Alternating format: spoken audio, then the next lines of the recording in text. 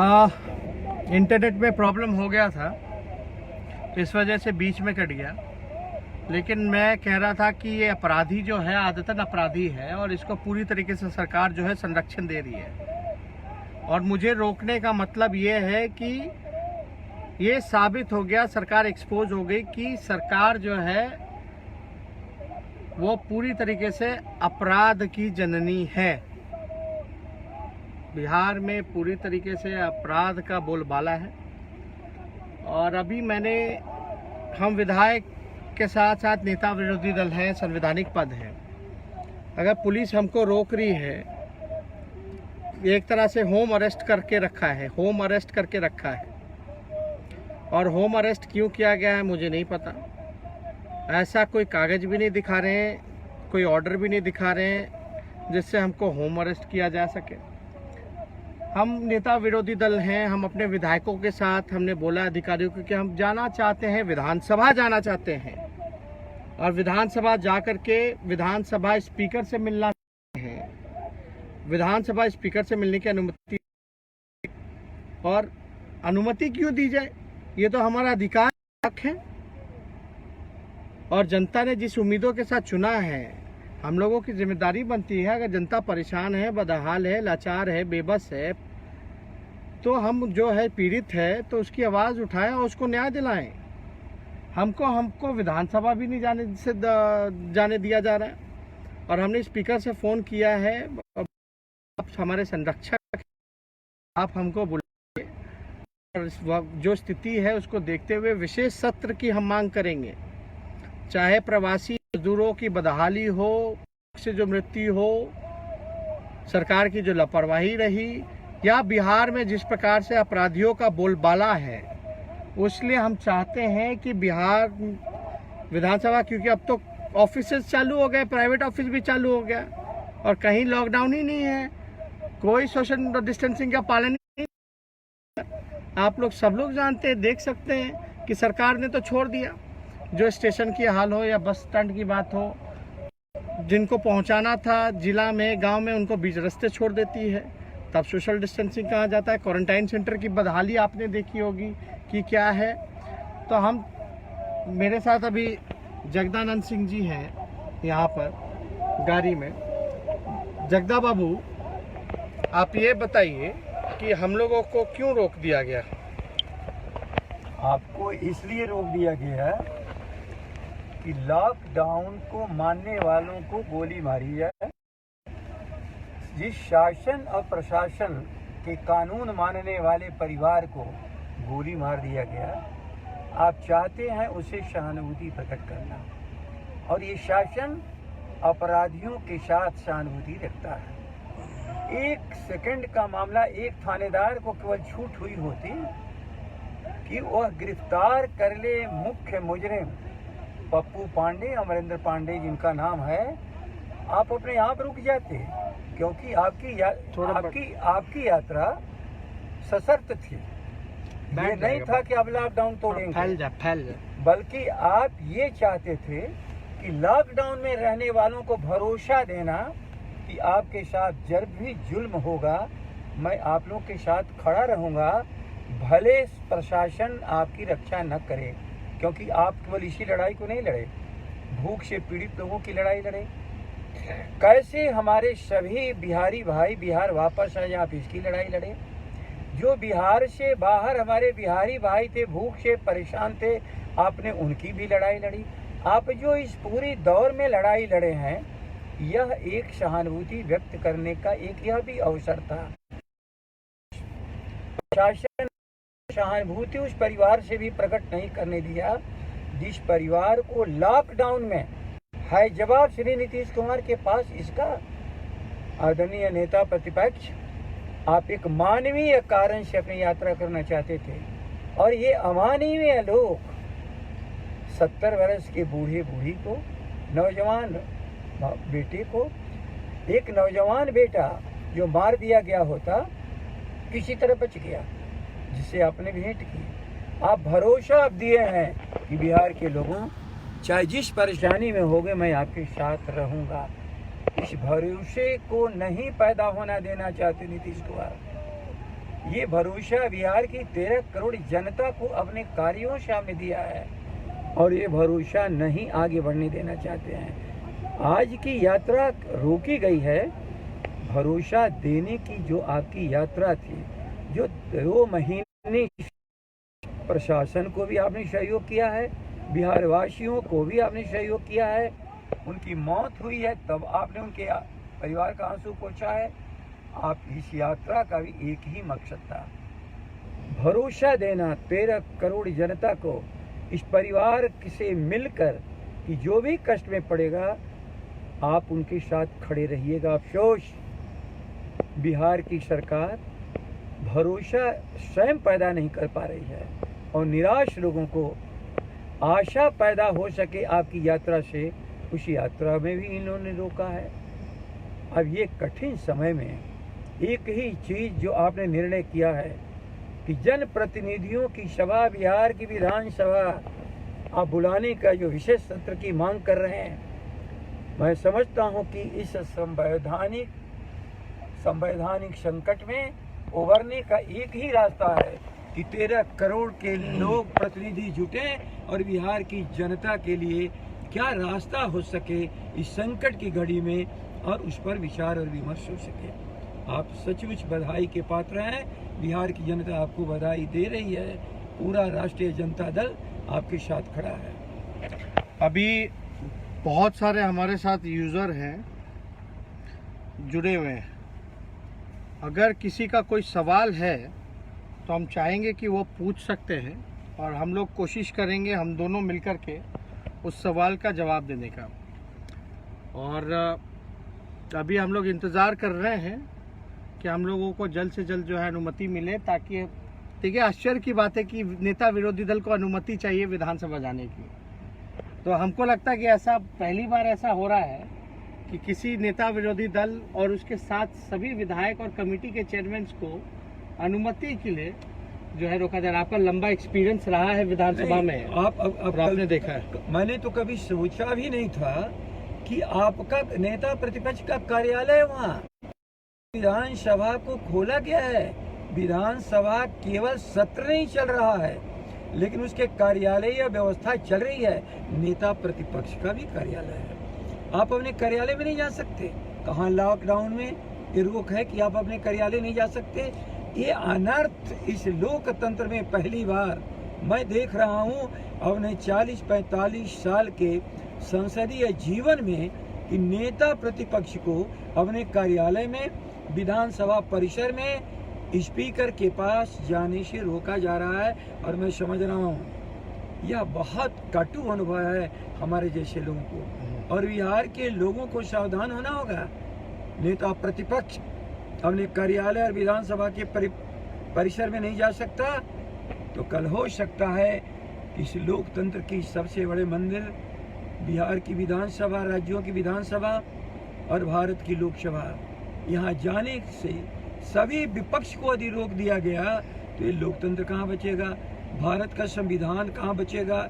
इसलिए यह आपकी यात्रा की रोक अनेक प्रश्नों को खड़ा किया है। मैं समझ रहा हूँ इन प्रश्नों का हल यदि नहीं हुआ तो भारत का संविधान और लोकतंत्र खतरे में है। अच्छा जग्गा बाबू, अभी आपने बताया कि लोकतंत्र तो है खतरे में है और जो संविधान खतरे में है, और आपके कार्यकाल में ऐसा अनुभव नहीं रहा कि इस प्रकार से रोका जाए। ये सब लोगों में स्पष्ट हो गया है और सब लोग विश्वास भी कर रहे हैं और देख भी रहे हैं कि किस तरह से लोकतंत्र का मजाक उड़ाया जा रहा है। लेकिन एक सवाल आता है कि जो विरोधी लोग हैं कहते हैं कि हम लोग जो है अनुपालन नहीं कर पा रहे हैं सोशल डिस्टेंसिंग का। हालांकि हम लोगों ने 2 महीने लगातार जो है, और अभी भी जब निकल रहे थे तो हम लोगों ने बाकायदा नियम कायदा का ध्यान में रखते हुए सारी चीज़ों को काम किया है। लेकिन अगर हम विपक्ष में हैं, सरकार जो है उसकी अपनी दलील है, लेकिन अभी विपक्ष की क्या भूमिका होनी चाहिए? जो बिहार में जो सिचुएशन है, कोरोना है एक तरफ और दूसरी तरफ अगर आप देखेंगे तो बिहार में अपराध पूरी तरीके से बढ़ा हुआ है। जो गरीब तबका, जो मजदूर तबका जो है वो बेबस है, लाचार है और उसके साथ अमानवीय व्यवहार किया जाता है। अगर कोरोना मान लीजिए और लॉकडाउन जो है और 2 महीने 3 महीने या 6 महीने रहे तो क्या हम लोग घर में बैठे रहें? और जब हम लोग घर में बैठ के ट्वीट करते हैं या अपने लोगों को बोल करके संभव मदद पहुंचाने का काम करते हैं, तो ये सरकार के कुछ टीटीएम लोग जो हैं, जो ताबड़तोड़ मालिश किया जाता है नीतीश कुमार जी के इशारे पे, वो कहते हैं कि ये ट्विटर बॉय है और ये लोग जो है लड़ाई नहीं लड़ रहा है, मतलब हमारे ही लोगों, हम ही लोगों पर जो है इल्जाम लगाने लगता है।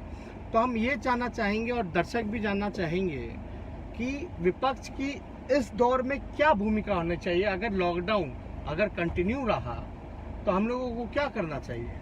केवल एक भरोसा देना है आपको कि आप जनता के साथ खड़े हैं। कष्ट के कोई भी आयाम आएगा, लोग आपके तरफ देखेंगे और आपके तरफ जब लोग उन्मुख होंगे, अपनी कठिनाइयों को दूर करने के लिए आपकी तरफ जब उनकी निगाहें जाएंगी, तो निश्चित रूप से आप उन्हें भरोसा देने के लिए आपको खड़ा होना पड़ेगा।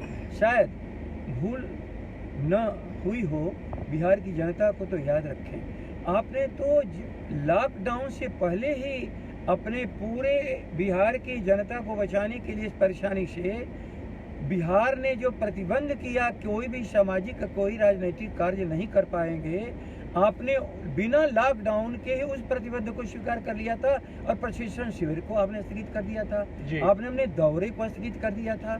मुझे लगता है कि इस भारत के भीतर जिस तरह से बिहार का नेता प्रतिपक्ष और विरोधी दल अपने दायित्वों को पूरा करने का प्रयास किया है, वह एक अनुकरणीय है। लेकिन सवाल है कि आम जनता की रक्षा होगी कि नहीं। आम जनता को भूख, आम जनता को कानून और व्यवस्था के नाम पर कत्ल कर देना, क्योंकि आप कहां जा रहे थे?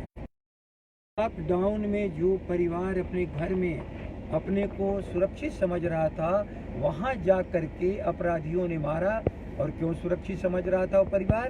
क्योंकि उस समय सरकार ने भरोसा दिया था, आप अपनी दहरी में रहिए, आप अपने चौकट को मत लांघिए, मैं आपके साथ खड़ा हूँ, ये बिहार की सरकार ने कहा था। और वहां पर जाकर के उस लक्ष्मण रेखा को किसने पार किया? उस लक्ष्मण रेखा को पार किया एक अपराधी, परिवार को पूरी नष्ट कर दिया।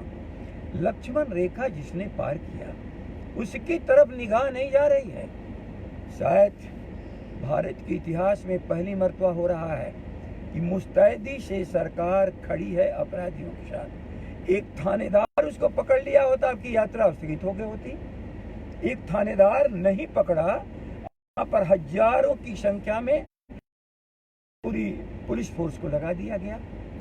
नीतीश कुमार एक थानेदार को अपराधियों को रोकने, पकड़ने से रोकते हो, और नेता प्रतिपक्ष को पूरे हजारों सिपाहियों को खड़ा करके हाउस अरेस्ट कर लेते हो। इस समय नेता प्रतिपक्ष हाउस अरेस्ट हैं, न विधानसभा जा सकते हैं, न गोपालगंज अपने घर जा सकते हैं, न जिन्हें मारा गया है उनके आंसू पोंछ सकते हैं। शायद इतना बड़ा अन्याय इस भारत में और इस बिहार में शायद ही जनता ने देखा होगा। लेकिन इसीलिए मैं कह रहा हूँ, विपक्ष अपनी संवैधानिक कार्यों को पूरा करेगा। जहाँ कष्ट और पीड़ा में जनता होगी, वहाँ आपको एक सेना नायक की तरह खड़ा होना ही पड़ेगा। इसमें तो सरकार को अगर वाकई में चिंता होती लॉ एंड ऑर्डर की या मजदूरों की, गरीबों की, तो जो ये बदहाली जो है सामने जो आई है, तो कोई आपको ऐसा लग रहा है कि सरकार जो है कहीं ना कहीं से संरक्षण दे रही है ये जो अपराधियों को? सरकार कहाँ और है? अगर हम ये बात कहते हैं लोगों को कि हम सरकार जो है अपराधियों को संरक्षण दे रही है और अपराधियों का बोलबाला है, तो किन किन वजह से हम लोग कहते हैं? ये जनता थोड़ा डिटेल में स्पष्टीकरण। देखिए, एक बात सामने है, यह एक सामान्य अपराध नहीं है, बल्कि एक नरसंहार है। परिवार में शायद 4 लोग थे, चारों 3 मार दिए गए, एक का मारने का प्रयास हुआ, बच गया। अनेकों घटनाएं घट रही हैं, लेकिन समान अपराध में आप इस लड़ाई को कभी नहीं खड़ा किए, केवल सरकार को कहते रहे कि अपराध से बचाओ। यह एक असामान्य घटना है। और मैं आपसे कह रहा हूँ और श्रोता जो हमारे हैं उनसे भी कह रहा हूँ और पूरे बिहार के भाइयों से कह रहा हूँ, बेलछी के बाद ख्याल कर लीजिए जो नरसंहार की शुरुआत हुई थी श्रीमती राबड़ी देवी जी की सरकार में 2000 में के बाद एक भी नरसंहार नहीं हुआ, क्योंकि उनका कार्यकाल 2005 था। तो 2005 में एक शांतिपूर्वक बिहार को उन्होंने सौंपा था, नरसंहार मुक्त। और ये नरसंहार का सिलसिला भी फिर शुरू हुआ और श्री नीतीश कुमार नहीं रोक पा रहे हैं। तो एक बहुत बड़ा खतरा लोगों के सामने है। अब सबसे बड़ा चीज, सरकार के संरक्षण में, ये संस्था के संरक्षण में अपराध हो रहे हैं, क्योंकि जितने हुआ, चाहे घोटाले हो रहे हों, चाहे बलात्कार हो रहे हों, चाहे अपराधियों को बचाने का प्रयास किया जा रहा है, आज की सरकार ये समझा रही है कि मैं अपराधियों का संरक्षक हूँ। उस समय जनता के साथ मिल करके आपको नेतृत्व करना ही पड़ेगा।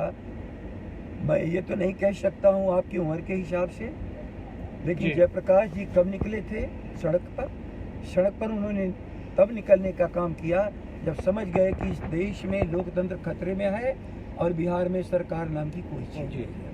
आप युवा अवस्था में हैं, आपको सड़क पर निकल पड़े हैं आप, और आपको इस लड़ाई को लड़ते रहना है और इस लड़ाई को उस परिणाम तक पहुंचाना है जहां लोगों को भरोसा हो सके, क्योंकि कोई सरकार सदा के लिए नहीं है, जनता सदा के लिए है। और जनता के लिए संविधान बना है, विधान बना है। जब सारी संस्थाएं खत्म हो जाती तब जनता को खड़ा होना पड़ता है और जनता को नेतृत्व आप जैसे लोगों को प्रदान करना पड़ता है। जी, अभी के लोग कह रहे थे कि हम लोग ड्रामा कर रहे हैं, पॉलिटिक्स कर रहे हैं। तकरीबन हम लोगों को स्पीकर साहब से बात किए हुए काफ़ी टाइम हो गया, प्रशासन के लोगों से बात किए हुए काफ़ी टाइम हो गया कि भाई हमको जो है विधानसभा जाने दो, हम स्पीकर साहब से मिलना चाहते हैं। इतना देर हो गया। अगर हम लोग ड्रामा कर रहे हैं तो ये लोग ड्रामा को बढ़ावा क्यों दे रहे हैं? यानी ये साबित होता है कि हम लोग या तो ड्रामा नहीं कर रहे हैं, और अगर ड्रामा कर रहे हैं तो ये लोग इतना जो है हमको जाने में कितना दूर है, यहाँ से विधानसभा हमको लगता है 1.5-2 किलोमीटर जो है वो दूर है। तो ये लोग अगर ड्रामा हम लोग कर, नए संघर्ष के लिए नेतृत्व निकलता है तो उस समय जो रूढ़िवादी हैं, जो व्यभिचारी हैं, जो अराजकता पैदा करने वाले लोग हैं, जो संस्था जिसे नहीं संभलती है, हर क्रांति और प्रगति के रास्ते पर चलने वाले नेतृत्व को हमेशा ड्रामेबाज और उस अवसर को ड्रामा ही कहते हैं। इसलिए कोई ये नया काम नहीं कर रहे हैं, भाई क्यों ये कोई नया काम नहीं कर रहे हैं, ये वही कर रहे हैं जो हमारी प्रतिक्रियावादी शक्तियां होती हैं, जो समाज की प्रगति में विश्वास नहीं रखती हैं, और जो उनके अराजकता को खत्म करने के लिए कोई नेतृत्व आगे बढ़ता है तो उन्हें ड्रामा ही दिखता है। लेकिन यदि यह ड्रामा है तो श्री नीतीश कुमार आप समझ लो, आपकी अवधि केवल 5 या 6 महीने रह गई है। बिहार की परिवर्तन चाहिए, उस परिवर्तन के नेतृत्व करने वाले को, और उस अवसर को ड्रामा कहिए या ड्रामेबाज कहिए, शायद अब आपके किसी शब्द पर विश्वास नहीं रह गया है श्री नीतीश कुमार जी। और मैं कह सकता हूँ आपके लिए, और आज जो अवसर है, मैं लोगों से भी कहना चाहता हूँ कि श्री तेजस्वी प्रसाद किसी ड्रामा के लिए नहीं, वास्तविकता और परिवर्तन क्रांति के लिए निकल चुके हैं, और दुनिया की ताकत कोई भी इस कदम को नहीं रोक सकती है। आज भले कुछ समय के लिए विलंबित कर दिया है, लोग यहाँ आकर के हाउस अरेस्ट करके लोगों के बीच में जाने से भरोसा देने की जो प्रयास आप कर रहे थे, आज भले इन्होंने रोका है, लेकिन ये कारवां कभी रुकेगा नहीं। ये कारवां की शुरुआत हो चुकी है, अंजाम तक ये कारवां पहुँचेगा। बहुत सारे दर्शक हमारे साथ हजारों हजार की संख्या में जो है इस वक्त जो है दर्शक जो है हम लोग के साथ जुड़े हुए हैं, और सब लोग जो है हम लोगों का प्रोत्साहन जो है बढ़ा रहे हैं। और ज़्यादातर जो कमेंट्स जो आ रहा है उसमें है कि हम लोग जो है हम आप लोगों के साथ हैं, अच्छा काम कर रहे हैं, आगे बढ़ें। और अभी भी हम लोग जो है इंतज़ार कर रहे हैं कि हम लोगों को कब अनुमति दी जाए। आप लोगों को पता होगा कि कुछ दिन पहले ये जेडीयू के लोग जो हैं, भाजपा के जो लोग हैं, जो नीतीश कुमार जी के जो ताबड़तोड़ तेल मालिश जो करने वाले लोग हैं, वो कह रहे थे कहाँ है तेजस्वी, कहाँ है तेजस्वी। हालांकि लॉकडाउन में हम फंसे हुए थे, हमको तो पता नहीं था कि लॉकडाउन कब होना है, लेकिन फंसे होने के कारण भी हर एक संभव जो है वहाँ से लोगों को पहुँचाने का काम कर रहे थे, मदद कर रहे थे। तो आप लोगों ने ट्विटर पे भी देखा होगा, सारे सरकार के जितने भी राज्य सरकार थे उन लोगों को कोऑर्डिनेट करना, जो प्रवासी मजदूर जो अनेक राज्यों में जो फंसे हैं उन तक जो है राशन पहुंचाना। लगभग लाखों से भी ज़्यादा हम लोगों ने जो है राशन वितरण का काम किया है। यहाँ भी हम लोगों ने सरकार को बोला सहयोग लो मेरा, बसेज लो तो बस नहीं लेता है, हम लोग बोले ट्रेन लो तो ट्रेन नहीं लेता है। तो पूरी तरीके से सरकार जो है हम लोगों के साथ जो है व्यवहार जो रहा उनका जो है वो ठीक नहीं रहा।